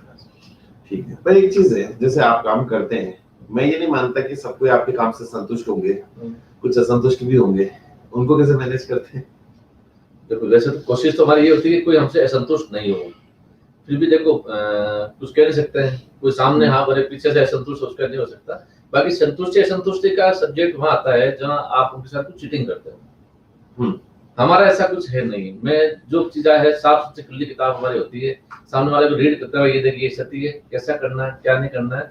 उनको वैसे मेरे से मेरे को अभी लगा नहीं कि मेरे से कोई अनसेटिस्फाइड बंदा कोई पर्सन हमारा गया है जिसको, क्योंकि मैं उन्हीं लोगों को वापस काम कर रहा हूँ, रिपीट 3 बार रिपीट कर रहा हूँ जिनके मैं पहले काम कर चुका हूँ। अगर मेरे से असंतुष्ट होते तो नेचुरली दूसरा बंदा बुलाते, लेकिन वो वापस से मेरे को ही याद करते हैं। मुझे ही चाहे टाइम कितना लग जाए, बोला आना आपको ही है, तो मैं अपने आप में ये समझता हूँ यार नहीं, मैं किसी को सेवा किसी के गलत नहीं कर रहा हूँ। किसी की सेवा के साथ में किसी की नाइंसाफी किसी की नहीं करी है, मैंने किसी का नुकसान नहीं करा है, ये लेके चलते हैं। फिर भी कई बार हो सकता है कोई आदमी को लगे कि यार मैं असंतुष्ट हूँ, उनको पसंद नहीं आया हो, तो वो भी हो सकता है। कई बार हमको इससे हमारा काम बीच में छूट भी जाता है, ऐसी होती है। ऐसे एक चीज और, जैसे इंटीरियर में कलर का बहुत बड़ा रोल होता है, एक थोड़ा इसके बारे में बताएं। दूसरी बात, कलर के अलावा भी कोई ऐसी चीज है कि जिसका इंटीरियर में रोल होता हो? नहीं जी, कलर वैसे जिंदगी का बहुत बड़ा अभिन्न अंग है। आज अपन बैठे हैं, कपड़े पहने हैं, अपने मोटिवेशन कलर से पहने हुए, कलर जिंदगी है, इसी को बड़ी बात। और कलर के मामले में मालिक ने मुझे अच्छा सा एक बैकअप है। मुझे कलर जनरली मैं जो करता हूँ वो मैं पहले सोच नहीं सकता कि मुझे क्या कलर करना है। वो कलर मेरे फ्लैशबैक में चलते रहते हैं, भाई आज ये चीज बना रहे हैं, इस पे कलर क्या जाना चाहिए। तो कलर कॉन्सेप्ट में एंड में मेरे हिडन पार्ट से ही देता हूँ, मैं किसी उसको नहीं करता हूँ कि कलर लगाना है। कलर का रोल इंटीरियर में बहुत बड़ा होता है, क्योंकि दिखना वही चीज है जो आपने बनाया है, जो आपने सजाया है, उसको रिप्रेजेंट करने वाला कलर है। मैक्सिमम एरिया कलर से जाता है, घर का या ऑफिस का हो या बिल्डिंग का हो, तो कलर का रोल बहुत बड़ा होता है। कलर की चयन करने की जो है आपका जो कॉन्सेप्ट है वही मेन चीज होती है। उसको आप कलर कैसा दे रहा हो, उस फर्नीचर को सपोर्ट करते हुए कलर आना चाहिए। उस फर्नीचर को ऐसा कलर होना चाहिए कि जो चीज बनी हुई है या जो आपने चीज बनाई है वो उठ के सामने आवे, अपने आप को एक्सपोज करे, वैसा कलर होना चाहिए। वो साइलेंट कलर होना चाहिए, आदमी जावे तो उसको कूल रिलैक्स होना चाहिए। ऐसा नहीं कहीं गजे अपन गए हैं और कलर सर पे चढ़ जाए, वैसा भी होना चाहिए, एकदम कूल रिलैक्स आना चाहिए उसको। अच्छा, एक चीज मैं आपसे बातचीत में पूछना चाहूंगा, नॉर्मली इंटीरियर का क्या महत्व है? इंटीरियर को आदमी को क्यों कराना चाहिए, और थोड़ा सा इसके बारे में बताएं, उसमें क्या क्या आता है? सर ऐसा है, इंटीरियर्स के लिए नहीं, कोई भी फील्ड ले लो आप, उसमें एक एक्सपर्टीज होनी चाहिए। आप चाहे आज स्वास्थ्य को लेकर चलना हो तो अपन चाहते हैं यार एक डॉक्टर से कंसल्ट करके दवा लेते हैं, एक अपना जी विजन होता है अपना। अपन चाहते हैं कि यार आज फलाना आदमी से काम करना है, उसका एक्सपर्टीज कौन है, उसके लिए अपन राय करते हैं। इंडस्ट्री लगाते हैं तो उससे एक्सपर्टीज की चर्चा करते हैं। इसी तरह अपन इंटीरियर आर्किटेक्चर वर्क भी एक अपने आप में एक ऐसी सर्विसेज है जिसके लिए आदमी अधूरा होता है इसके बिना। नहीं, मैं आपकी बात कर रहा हूँ, लोगों को इंटीरियर से मतलब होता है सिर्फ फर्नीचर लगा दिया या वुडवर्क करा दिया है, ऐसा कुछ? ये ऐसा ये पूरा इंटीरियर जी, तो आपको क्या हर चीज से लेना पड़ेगा इंटीरियर। जनरली क्या होता है, वैसे तो क्या आज की तारीख में जो सोशल मीडिया और आपके जो इंटरनेट का जो जमाना है, इसमें हर आदमी इंटीरियर बन सकता है। ये बात नहीं कि आप 2-5 चीज सिलेक्ट करोगे, लेकिन क्या वो सब चीजें आपने जो सिलेक्ट की उस एरिया पे सूटेबल है या नहीं है, इस चीज का आकलन आप नहीं कर पाओगे ना वो कर पाएगा। उसके लिए आपको विजन क्लियर होना जरूरी है। आपको इसकी बैकग्राउंड्स का, इसके बैक साइड के कलर्स के इफेक्ट क्या आना चाहिए थे, इसको लगने के बाद चीज क्या लगने वाली है आपकी, ये सब चीज विजन क्लियर होना चाहिए। और देखो कोई भी चीज है, इंटीरियर लो चाहे आर्किटेक्चर लो, इसमें क्या होता है, आप घर बनाना चाह रहे हो, आपका बजट है कि यार मुझे 1 करोड़ रुपए खर्च करके घर बनाना है। आप 1 करोड़ तो खर्च करोगे, तयशुदा बात है, उसमें तो कम तो रखोगे नहीं। हो सकता है 1 करोड़ 20 लाख खर्च करोगे, 10-20 लाख और लगा दोगे। उसी चीज को अगर आप व्यवस्थित ढंग से करोगे, आप एक अच्छे सलाहकार के साथ करके करोगे, तो आपको पता होगा कि यार मुझे यहाँ 100 रुपए लगाना है और यहाँ 20 रुपए लगाना है। जनरल लोग क्या होते हैं कि आगे चीज लगा दो। बैलेंस करने का काम ये इंटीरियर्स का काम होता है कि मैं कहाँ से किस चीज को बैलेंस करूँ, सामने वाले बजट के ऊपर काम करना अपने को, और उसकी चीज को व्यवस्थित ढंग से जमाना अपने को। ये वही कर पाएगा बराबर जो इसको लेके चलेगा। फर्नीचर खाली बनाने से इंटीरियर्स पूरा नहीं हो पाएगा, उसके साथ में कैसी चीजें ऐड होती है। आपको कुछ आर्टिफिशियल यूज करने हैं, कुछ वॉल्स हाईलाइट्स करनी है, कुछ बाहर का एलिवेशन पत्थर पे टेक्सचर कराना हो, कहाँ स्टोन लगना चाहिए, आपका बजट वो सलाह उसी से बैठेगा मामला पूरा। नहीं तो ये तो एक्सटीरियर का पार्ट भी आ गया, तो एक्सटीरियर में आप ये भी बताते हैं कि पत्थर हाँ, कैसा लगना चाहिए और सारा। कैसे, ये चीजें मकान बनने के साथ ही साथ सब चीजें वो ऑन टेबल नहीं हो सकती। वो जैसे जैसे आपकी साइड आगे बढ़ती है, आप उस चीज पे ऐसे ऐसे आपको खुद को भी उस समय सब चीज क्लियर नहीं हो सकती है जब आप काम शुरू करने वाले हो तो। लेकिन जैसे जैसे आप साइड पे आगे बढ़ोगे, आपका खुद का भी विजन बनता है, हमारा भी खुद का बनता है कि आपको आगे क्या करना है अपने को, अब इसमें अपने क्या चीज ऐड करें कि उसका और आगे स्वरूप बन जाए। आप नोट करिए, जनरली जो हमारा स्टार्टिंग में जो प्लान होता है, हम लोग उसका जो व्यू बनाते हैं, वो व्यू कभी नहीं बनता साइड पे जाके। ओके, क्योंकि वो एक सॉफ्ट मटेरियल हम लोग कंप्यूटर से लेकर बना देते हैं, भाई ये लगा दो 3D व्यू जो बनता है ना, कभी भी वो व्यू एक्चुअल साइड पे पूरा नहीं हो पाता है, क्योंकि एक्चुअल साइड जो बनती है वो आपकी सोच थिंक के हिसाब से, आपकी सोच के हिसाब से बनती है, तो वो कभी व्यू तो ले नहीं सकते। व्यू एक जस्ट आपको आइडिया है कि मेरी प्रॉपर्टी ऐसे दिखने वाली है, इस पे क्या लगने वाला है, क्या नहीं लगने वाला, सारा चीज वो मटेरियल बाद में ही तय होता है उसका। निश्चित तौर से इंटीरियर का बहुत महत्व है। जो पीछे हमने जो एक पिक्चर लगा रखी है वो एक एक्चुअल व्यू है बागचंद जी के द्वारा एक साइड का, और जो हमारे बैकग्राउंड में आप व्यू देख रहे हैं, और इसी प्रकार के काफी कार्य उन्होंने अजमेर में किए हैं। एक वैसे इंटीरियर की औसत उम्र क्या होती होगी सर? एक औसत एक उम्र होती है कि 10 साल 15 साल कुछ ऐसा है। मेट्रो सिटीज में इंटीरियर की कोई लाइफ नहीं होती है, वहाँ वो तो हर 2-3 साल बदलने का वह ट्रेंड होता है कि यार अरे चल इस साल तो ये बनाओ यार, नेक्स्ट ईयर और देखेंगे, तो वहाँ एक बदलना उनका स्वरूप होता है। लेकिन अपन जैसे छोटे शहर में जो बैठे हैं, अपने का जो कल्चर है वो भी ऐसा नहीं है कि अपन हर बार चेंज कर रहे हैं या हर चीज को अपन बार बार चेंज करें। यहाँ आदमी की एक सोच होती है कि यार मेरा घर बना है तो एटलीस्ट 15-20 साल में से घर में मेरे को सुकून से मिलना चाहिए। 10 से 15 साल तो लेके चलता ही है पहले दिन से, 10 साल तो मुझे निकालना है। अपने जैसे अजमेर शहर की बात करें तो यहाँ कम से कम 10 से 12 साल की लाइफ हमको मेंटेन करके चलनी पड़ती घर के लिए। बजट क्या होता है, जैसे घर का मुखिया ने आज घर बनवाया, उस समय उसके बच्चे होते हैं 10-12 साल के होते हैं या 15 साल के होते हैं। 10 साल बाद जब बच्चे शादी करने वाले होते हैं तब वापस वो घर को चेंज करवाता है, बोले मेरे बेटे की शादी है जी, वापस इसको चेंज करना अपने को।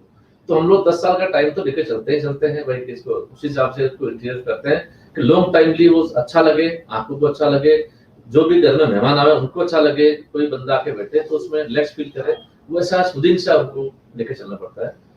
तो वैसे एक आपकी बात कर रहा हूँ मैं, एक चीज और बताएं, आपने अच्छा एक जिक्र किया है, तो एक छोटा परिवार है जिसमें बच्चे हैं 3-4 साल के, एक वो परिवार के लिए आप कैसे इंटीरियर डिजाइन करते हैं, और एक वो है जो यंग कपल है नए शादी करके आए उनके लिए, और एक कोई उनके बुजुर्ग दंपति रह रहे हैं जो मिड एज के हैं 50-55 के, उनके लिए उनमें क्या फर्क रहता है, उनकी डिजाइन में और उनमें क्या फर्क रखते हैं, वो कैसे डिसाइड हो? क्योंकि आपने बोला कि हर जने के हिसाब से हम अलग से अपना मैनेज करते हैं। बच्चों वाले में थोड़ा सा हम उनका जो स्लीपिंग एरिया होता है उसको तो हम लोग साइलेंट रखते हैं, लेकिन जो उनका प्ले एरिया होता है जहाँ उनको थोड़ा सा अपना घूमना फिरना होता है, जहाँ पे वो लोग प्ले रूम होता है, उसको हम थोड़ा सा ट्रेंडी बनाते हैं कि उनको अच्छा लगे कि नहीं मैं अपने यार दोस्तों के साथ प्ले कर रहा हूँ, ये कर रहा हूँ। लेकिन उनका जो सोने का और पढ़ने का एरिया उसको जरूर हम लोग साइलेंट रखते हैं, क्योंकि वो अपना पढ़ाई में ध्यान रख सके, अपने आप को कलर्स पे उसका खेल होता है। कलर्स बहुत बड़ी बात है, कलर्स की आपने पहले चर्चा की थी। कलर्स सोच और दिमाग पर बहुत फर्क पड़ता है। कलर से ऐसा है आप भी जाओगे लाल कलर देखो आप गुस्सा हो जाओगे, आप देखते नहीं आपके घर में अगर डार्क कलर्स रहेंगे तो निश्चित रूप से आप बहुत चिड़चिड़े से रहेंगे और आप गुस्से में रहेंगे, और बहुत लाइट कूल कलर्स रहेंगे तो आपका थोड़ा माइंड भी रिलैक्स होता है, रिलैक्स रहेगा। यंग कपल्स की क्या है, एक मॉडर्न कॉन्सेप्ट की उनकी सोच होती है, कुछ वाइब्रेंट होना चाहिए, बाकी सब साइलेंट कूल होना चाहिए। उनकी सोच होती है कि जो चीज के सामने मैं खड़ा हूँ मुझे वो चीज अच्छी लगनी चाहिए, बाकी बैकग्राउंड थोड़ा साइलेंट होना चाहिए, और उनका टेस्ट भी थोड़ा सा नया होता है, तो हर चीज थोड़ा सा यूनिक सा चाहिए उनको। बिल्कुल ऐसा होना चाहिए कि बिल्कुल लेटेस्ट आइटम है, ये नया आइटम मेरे लिए लग रहा है बस, लेकिन वो भी इतना वेरिएंट नहीं होना चाहिए। वेरिएंट कलर उनको पसंद नहीं आता है, न उनको वेरिएंट इंटीरियर पसंद आता है। तो आजकल के यूथ जो है कॉर्पोरेट में रहने वाले हैं, वो अच्छी चीजें से ही लिंक कर देखते हैं, जाते हैं जहाँ अच्छी चीज देख के आते हैं, उनको वही सोच होती है, मतलब उनको साइलेंट चाहिए। ओल्ड एज वालों को थोड़ा सा उनका जो है एंटिक सा फील उनको देते हैं, पुराना सा फील लगना चाहिए, ताकि हाँ हेरिटेज टाइप का, ताकि उनको ऐसा लगे कि हम पुराने दिनों में जी रहे हैं, आज हमारे को किसी को छेड़छाड़ नहीं है, उनको अच्छा फील। इस तौर से आपने बहुत सही बताया। लेकिन जैसे पहले क्या होता था कि जैसे वो खुद ही जो आपका सिविल वाला है वो खुद ही डिजाइन कर देता, लॉ सब आपका इंटीरियर मैं करता हूँ, कैसे करेगा, एक डार्क वॉल कर देगा, 3 लाइट वॉल कर देगा, 3 मतलब कलर उनका लाइट कर देगा एक डार्क, फिर उससे बढ़कर थोड़ा और आगे आया तो बोले चले काम करते हैं एक वॉल पे टेक्सचर कर देते हैं, और 3 वॉल ब्लैक रखते हैं, एक पे टेक्सचर कर देते हैं, फूल पत्तियां कुछ ऐसा डिजाइन। तो वो सारी चीजें हम हट चुकी हैं। अभी इंटीरियर का बहुत बड़ा रोल है। लेकिन एक चीज पूछ रहा हूं, इंटीरियर में क्या वास्तु का भी कोई रोल है? 100% होता है। कैसे आप डिसाइड करते हैं? कोई वास्तु एक्सपर्ट लाते हैं या आप खुद ही? वास्तु में काफी हद तक मैं खुद ही करता हूँ, क्योंकि जनरली अपन इतना डीपली वास्तु को तो अपन ज्यादा नहीं प्ले करते, लेकिन जो एसेंशियल चीजें होती है वास्तु के साथ वो हम लोग लेके चलते हैं शुरू से। भाई जो जनरली 4-5 कोनों पर हम डिस्कस करते हैं उसको हम साथ लेके चलते हैं, और वास्तु के अकॉर्डिंग उस पर हम लोग बात करते हैं कहाँ से अपने को खोलना है, कहाँ उसको क्लोज करना है, कहाँ पे बेडरूम तय करना है, कहाँ पे किचन तय करनी है, कहाँ मंदिर वगैरह पे पूजा स्थल करना है, कहाँ से खोलना है, एंट्री खोलना है, ये सब चीज वास्तु के अकॉर्डिंग करते हैं। और वास्तु का आज की तारीख में निर्माण का काम है 100% रोल रहता ही। हर कोई आएगा बोले मुझे हर चीज वास्तु चाहिए साहब, तो वास्तु का शुरू रहता ही है। एक आपने जिक्र किया था अभी पुराने ठेकेदारों वाला ऐसा है अनिल जी, एक ट्रेंड आता है हर चीज, तो ट्रेंड की कभी लाइफ नहीं होती है। ट्रेंड एक ट्रेंड है, कुछ समय के लिए आएगा, अपना रोल दिखाएगा, चला जाएगा। आपने देखा होगा पहले एक टैक्सी चला करता था जो गन से करते थे लोग, बात करते थे ना, आज उसका नामो निशान भी नहीं देखने को नहीं। एक मैं कॉस्ट की थोड़ी सी मैं जानकारी चाह रहा हूँ कि मिनिमम कॉस्ट में, अगर सपोज मुझे मिनिमम कॉस्ट में कुछ इंटीरियर करवाना है, क्योंकि कई लोग कराना चाहते हैं बट उन्हें लगता है कि बहुत ज्यादा कॉस्टली होता है इंटीरियर, और एक रूम होता है 10 बाय 12 का, सपोज उसको हमें इंटीरियर कराना हो, उसमें एक बेड आ जाए, कुछ अलमीरा आ जाए और कुछ अच्छा सा जैसे मतलब कुछ अच्छा सा इंटीरियर हो जाए, और मिनिमम कॉस्ट क्या रहती है, और मैक्सिमम की तो खैर कोई लेवल नहीं होती, बट मिनिमम कॉस्ट क्या आ जाती है 20 स्क्वायर फीट में? जैसे 120 स्क्वायर फीट का एक रूम है, 10 बाय 12 बात देखो स्क्वायर फुट में ऐसा होता है, रूम पे स्क्वायर फुट करोगे तो जो कॉस्टली हाइट होगा वो जी। हम लोग प्रोजेक्ट की साइड पे करते हैं तो पूरा फ्लोर एरिया पे चलते हैं, जैसे हमारा 5000 आप पूरे घर पे ही चलते हैं? हाँ, घर पे होता है। छोटे में जैसा रूम, छोटे में तो आपको लमसम से चलना पड़ता है। जैसे एक रूम आप 10 बाय 12 की तो बात करें आप जी, उसको अगर मिनिमाइज करके चलना अपने को, तो आप स्ट्रक्चर बना हुआ है आपका है, फ्लोरिंग से लेके अगर सेफ चीज आपको करनी है तो एटलीस्ट मिनिमम 4 से 5 लाख रुपए इसमें खर्चा करके चलना। नहीं, जैसा उसका फ्लोरिंग किया हुआ है, फ्लोरिंग किया हुआ है तो उसके कंडीशन आप मान के चलिए 3.5 से 4 के बीच में कंप्लीट हो सकता है। और अगर जैसे हम बिल्डिंग में लेके चले कि भाई अच्छा, ये जो आप एक बजट बता रहे हैं इसमें क्या क्या आ जाता है थोड़ा सा? नहीं, हम लोग जो बजट लेके चलते हैं उसमें क्या होता है, स्ट्रक्चर के बाद में सब चीज जो लगती है, जैसे फ्लोरिंग हो गई, पीओपी हो गई, पेंट हो गया, आपका बाथरूम एसेसरी हो गई, बाथरूम फिटिंग हो गई, बाकी इनके कुछ डेकोरेटिव्स आ गए, कर्टन्स आ गए, इनके मैट्रेस वगैरह आ गए, बेड फर्नीचर सब कुछ उसमें ऑलमोस्ट इंक्लूड होता है। और हम लोग लेवल के अकॉर्डिंग काम करते हैं, मतलब जैसा सामने वाले का बजट है उसको होता है। जनरली हम मान के चलिए 1500 रुपए स्क्वायर फुट से इंटीरियर स्टार्ट कर लेते हैं हम लोग, तो 5000 फुट तक 10000 फुट तक, आगे तो कोई लिमिट नहीं, जितना बड़ा चाहिए उतना बड़ा तक कर सकते हैं।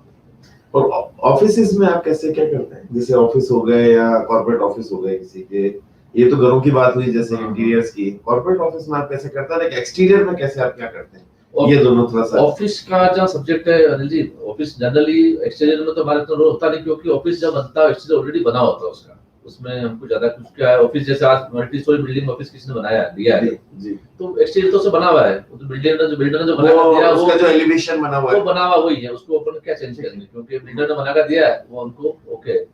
अंदर में हम लोग चाहते हैं तो उससे सामने वाले से हम चर्चा करते हैं, भाई आपके कितना स्टाफ है, क्या आपकी काम करने की कितने वर्क स्टेशन, कितना केबिन, कितना आपके केबिन चाहिए, कितना वर्क स्टेशन चाहिए, कितना आपकी स्टाफ बैठने वाला है, उसके अकॉर्डिंग हम लोग शिफ्ट प्लानिंग करके उसमें देते हैं। और ऑफिस फर्नीचर जनरली 100% यूज बनता है, पार्टीशंस फिक्स होते हैं, बाकी सारी चीजें यूज होती है। आप मॉड्यूलर भी ला सकते हैं। ऑफिस फर्नीचर में ये भी होता है कि काफी चीजें ऐसी होती है जो मॉड्यूलर लाके सोर्स करके ही देते हैं हम लोग ज्यादा।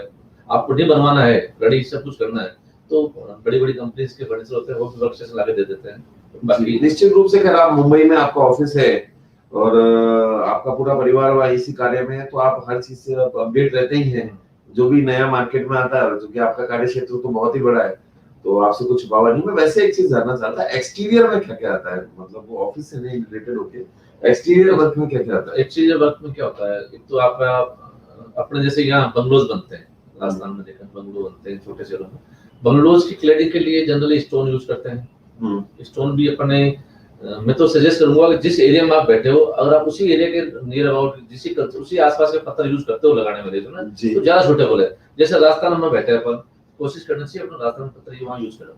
आजकल ट्रेंड चल गया है इटालियन पत्थर को हाँ भाई, आज मैं एक गाने- साइट गाने देख लिखे। रहा था, कई तरह तरह के स्टोन्स आते हैं जिनसे उनके अनिल जी आप blocks- हंस इटालियन एक चीज स्टेटस सिंबल बन गया अपना भैया, क्या आपने इटालियन क्लोरीन लगाई के बाद इटालियन अपना इस क्लाइमेट में सूटेबल नहीं है बात, चाहे कुछ भी कर लो आप, कितना भी बढ़िया पत्थर लगा लो, कितना महंगा लगा लो, अपने यहाँ क्या धूप पड़ती है 50 डिग्री टेम्परेचर चल जाता है, फिर ठंड पड़ती है, अच्छी खासी ठंड पड़ती है।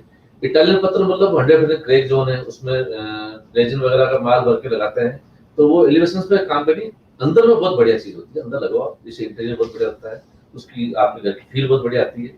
एलिवेशन में कुछ टाइम में खराब हो जाता है बस यही चीज, बाकी उसमें पीला पीलापन दिखता है, रेजिन जो लगता है वो केमिकल्स जो आपके हैं वो कुछ अपना रंग दिखाते हैं बाद में। जी तो राजस्थान में अपने मैं चाहता हूँ जैसे अपने यहाँ के जो स्टोन जो होते हैं, जो सैंड स्टोन जो होते हैं, जैसे बेसिकली अपने यहाँ पे सैंड वाला एरिया मरुदर एरिया है अपना, सैंड स्टोन जो है ना वो लगाओ, वो एरिया वो पत्थर आपके लंबे टाइम चलते हैं। अच्छा, एक चीज मैं आपसे जानना चाहता हूँ, ये चीज आजकल वुडन फॉल सीलिंग का बहुत प्रचलन है, इसकी कॉस्ट और सुंदरता में इसका क्या इम्पैक्ट आता है? जैसे बहुत सारी वुडन फॉल सीलिंग है, जैसे अभी आप पीछे भी आपने वो दिख रहा है आपके उसमें, तो उसका कैसे करते हैं?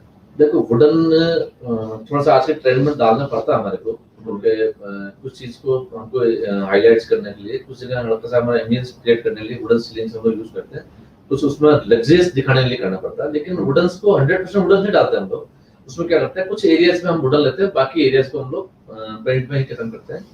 कॉस्ट वाइज काफी अंतर आता है, अगर आप फॉल सीलिंग करा रहे हो, पीओपी में करा रहे हो, चाहे जिप्सम सीलिंग करा रहे हो, चाहे अलग मटेरियल यूज कर रहे हो, उसको वुडन से कंपेयर करेंगे तो थोड़ा सा कॉस्टली तो पड़ता है, वो 2.5 गुना महंगा पड़ जाता है आपको।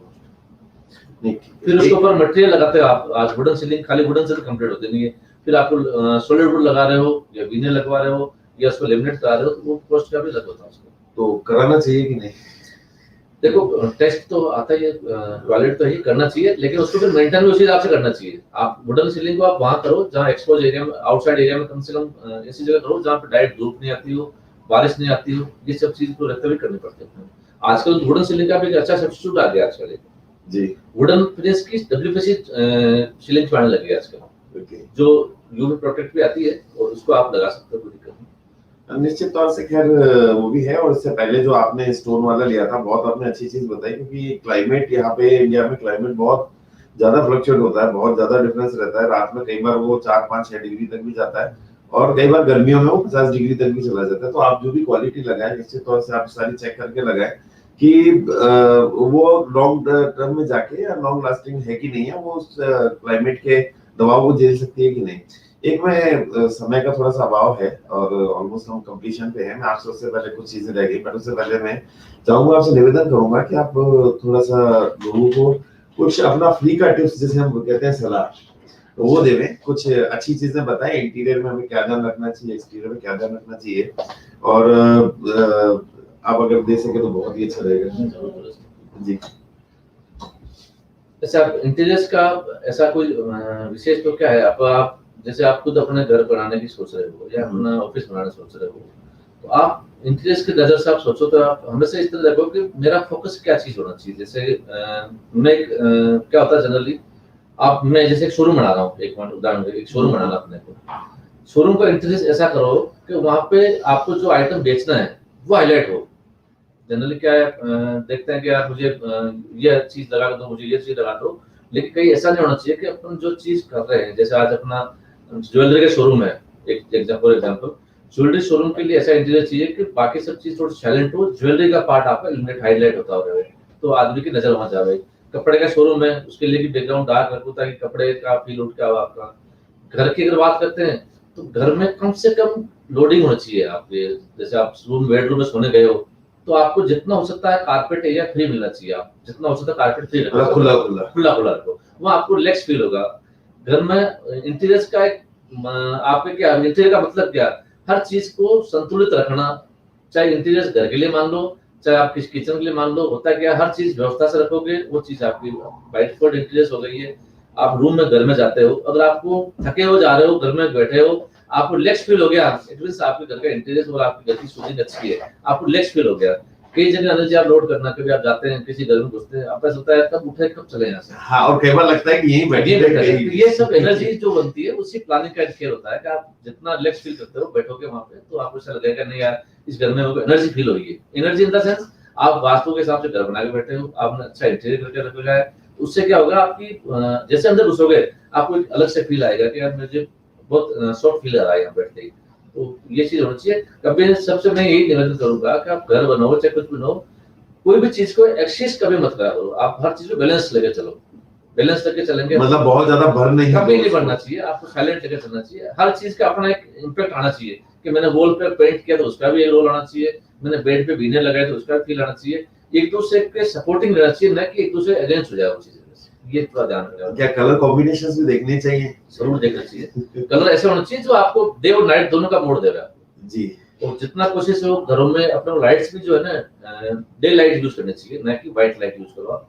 डे लाइट से आपका क्या होगा, आपके घर की एक तो आंखों की आपकी जो है डे लाइट बोले तो day light in the sense जो आप देखा हो तो पुराने जमाने में बल्ब हुआ करते थे अपने ऑरेंज वाले, और जो देसी बल्ब वो डे लाइट है बेसिकली। हाँ। वो 4000 के था, इसकी एक सीरीज आती है 4000 की, इसको 4K बोलते हैं अपन। हाँ। वो लाइट्स अपने घर के लिए बहुत अच्छी एम्बियंस क्रिएट करती है और उसमें घर का आपका जो फर्नीचर का है इंटीरियर का लुक सारा अच्छा लगता है उसके अंदर।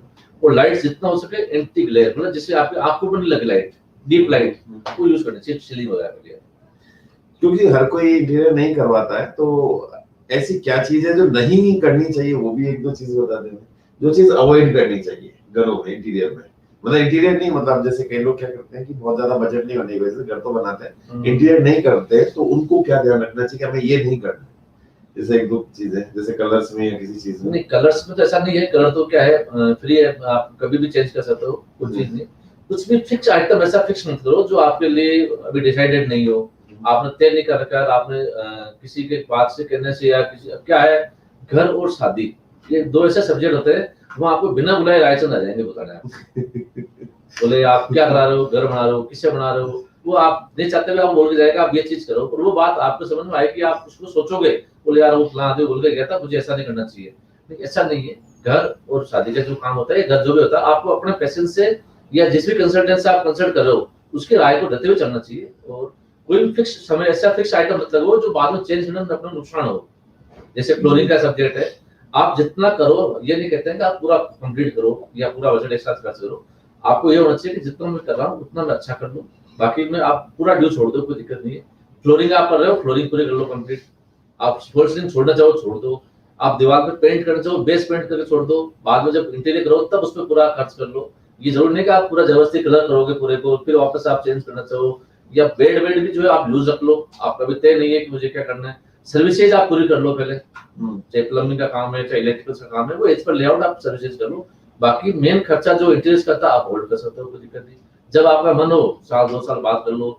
जनरली देखता है कि घर बड़े घर लोग बनाते हैं, रहने वाले बहुत कम होते हैं, उनके बच्चे छोटे होते हैं, वो उनका रूम भी हाथों तैयार करते हैं। तो मेरे ये भी है कि आप चाहो तो छोटे बच्चों का रूम आप होल्ड कर सकते हो, जब बड़े होंगे उनकी शादी करनी है आप तभी बना सकते हो, कुछ करने से जाके आप अपना एक टाइम के लिए बजट आप रोक सकते हो, उसके बाद में खर्च कर सकते हो।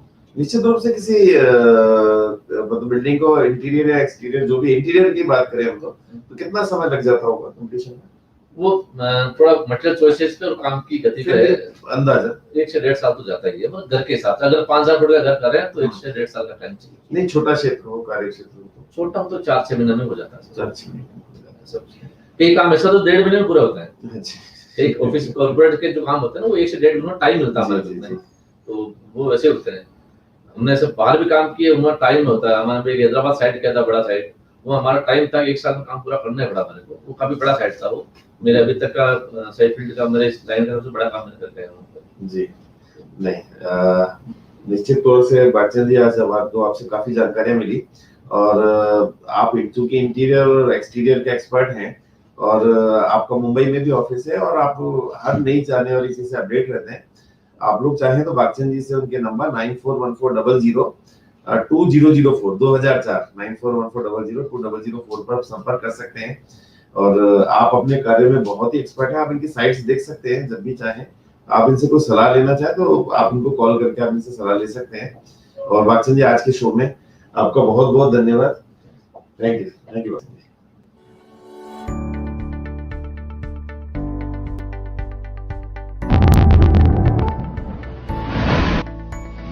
और बिल्डिंग बनाने के बाद आपने उनको जिस तरीके से देखरेख कर इस शहर में एक नई मिसाल कायम की है, निश्चित रूप से पवित्र जी आपका काम करने का जो तरीका है, जो नए जो बच्चों के आगे बढ़ने का तरीका है, निश्चित रूप से आप इस चैनल के माध्यम से हम लोग आपका स्वागत करते हैं। 1000 गज का या 2000 गज का बंगला बना सकता है, उसमें 50 लाख का या 1 करोड़ रुपए का स्विमिंग पूल बना सकता है, लेकिन मेंटेन करना उसके लिए भारी पड़ता है। घर में 4 मेंबर होते हैं, उसके लिए पूरा पूल भरना और उसको खाली करना या उसके फिल्टर प्लांट्स चलाना, तो वो पॉसिबल नहीं होता है प्रैक्टिकल। छोटा स्टोर करना होगा, छोटा गार्डन करना होगा, एक बाहर डिसइंफेक्टेड एरिया बनाना होगा, क्योंकि ये कोविड खत्म नहीं होगा। एक डिसइंफेक्टेड एरिया घर में एंट्रेंस पर, एक बड़ा ड्राइंग रूम, ताकि एक सोशल डिस्टेंस मेंटेन हो सके, और बैक में कहीं भी जहां शांति से आप एक अपना छोटा सा वर्क एट होम के लिए ऑफिस बना सके। तो आप किसी भी परिस्थिति के अंदर 42B लागू होने के बाद कोई स्वर्ण कास्ट का व्यक्ति SC/ST की एग्रीकल्चर लैंड को खरीद ही नहीं सकता है, चाहे वो लोन के माध्यम से हो, चाहे वो नीलामी के माध्यम से हो, चाहे वो निश्चित रूप से माध्यम से हो। ये आपको ध्यान रखना होगा कि SC/ST में आप किसी भी कंडीशन में आगे देखिए, जहाँ पर उसने बैंक से स्टेट नीलामी में खरीदा तभी वो उसका मालिक न बन पाया, तो ऐसी कोई जिसका लैंड यूज खेती का हो, एग्रीकल्चर हो और SC/ST लैंड है, तो निश्चित रूप से आप उसको नहीं खरीद सकते। देखिए बायलॉज के हिसाब से ही बनाए, प्रॉपर सेटबैक छोड़े, एक ढंग का आर्किटेक्ट हायर करें, ढंग का बिल्डर या कॉन्ट्रैक्ट बिल्डर को कॉन्ट्रैक्ट देवे, और सारी टर्म्स कंडीशंस पहले ही एग्रीमेंट कर लेवे। किसी रोड के अंदर में नहीं आ रही है ये संपत्ति, और उसके अलावा जो अपने हेरिटेज बिल्डिंग्स होती है उससे 200 मीटर की दूरी पर स्थित हो, इस तरह से पूरी संपत्ति में क्लियरिटी, जो टाइटल क्लियर है वो देखना पड़ता है कि खातेदारी गैर खातेदारी भूमि है, इन सबको देखते हैं कि जब फाइल जमा होती है 90A की, जब फाइल आईटीआर रिटर्न पे की आईटीआर रिटर्न प्रॉपर नहीं होती या भरी हुई नहीं होती या डिसकंटिन्यूड होती है कि एक रिटर्न भरी फिर अगले साल हमने नहीं भरी और फिर हमने एक भर दी, तो बीच में गैप होता है, तो कई बैंक्स उसको कंसिडर नहीं करते हैं, या उनकी सिविल रिपोर्ट, या फिर उनका आप मान लीजिए सिविल भी ठीक है तो उनके कोई पुराने लोन्स है वो खराब, सिविल में भी पुराने लोन्स दिख रहे हैं वो खराब है, या प्रॉपर्टी पेपर का कोई टेक्निकल डिफॉल्ट है, जो आप नई प्रॉपर्टी दिखा रहे हो वो एक टेक्निकल डिफॉल्ट मिल जाता है, एज फैक्टर और अनेक कई प्रकार है, वो कई रीजंस रहते हैं जिसके कारण आपका जो हाउसिंग लोन है वो रिजेक्ट होता है। बट क्योंकि उन्होंने कंस्ट्रक्शन के टाइम उसका सोल्यूशन नहीं ढूंढा, या उसका एक सर्टेन जो कि काम उस टाइम 4 आने में हो सकता था या 20 पैसे में हो सकता था, अब वो करने के बाद में काम कैपिटाइज मतलब आपका एक चीज तो कहना मानना पड़ेगा, आप ये कह रहे हैं कि जब भी आप कुछ कराएं तो उससे पहले कंस्ट्रक्शन से पहले आप उसकी एक तो लैंड की स्ट्रेंथ चेक कर लें, क्योंकि पॉइंट ये हो गया कि जितनी भी और साइट्स थी वो कंस्ट्रक्शन उनका साल भर के लिए डिले हो गया, तो ये एक बहुत चिंता का मैटर है। और जिनका इंटरेस्ट पे पैसा लिया है, डेवलपर्स हैं, बिल्डर्स हैं, वो लोग को कहीं से रिलैक्सेशन नहीं है, गवर्नमेंट की तरफ से भी सब खास रिलैक्सेशन नहीं है, तो उनके ऊपर काफी प्रेशर है कि उनको टाइम पर यूनिट भी नहीं दे पाए, और जो उनका पैसा लगा हुआ है तो वो भी ब्लॉक हो गया। जो NH8 है वो बहुत लकी रहा है हर तरीके इन्वेस्टमेंट के हिसाब से। दिल्ली से NH8 स्टार्ट होता है तो गुड़गांव बनस्पत NCR के दूसरे एरिया से फैजाबाद, गाजियाबाद, नोएडा, उनके मुकाबले गुड़गांव ज्यादा डेवलप हुआ है, NH8 पर है। और सेम यही स्थिति आज अगर आप जयपुर से जब सिटी एरिया से बाहर निकलना लोग शुरू हुए तो तब वैशाली नगर में लोग कहते थे कि वहाँ क्या बसेगा, बट आज की डेट में अगर आप वैशाली में चले जाए तो लाख रुपया गज में सिर्फ रेजिडेंशियल प्लॉट है, और कमर्शियल तो आप भूल ही जाए कि अब आपको कुछ मिलेगा।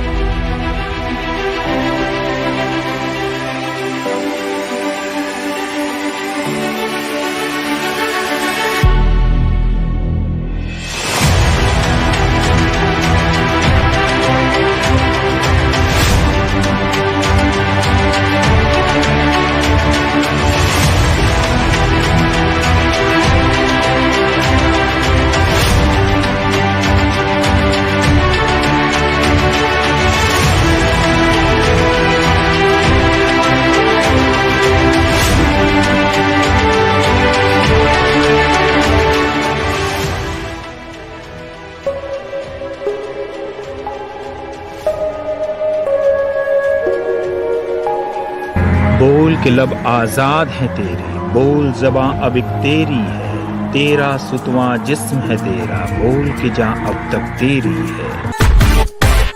Sponsored by Shri marketing Jolta water purifier, Kacheri road, Ajmer. शुद्धता के साथ no compromise. Jolta water purifier, advance technology, RO, UV, UF, alkaline minerals के साथ। शुद्ध पियो, जुग जुग जियो।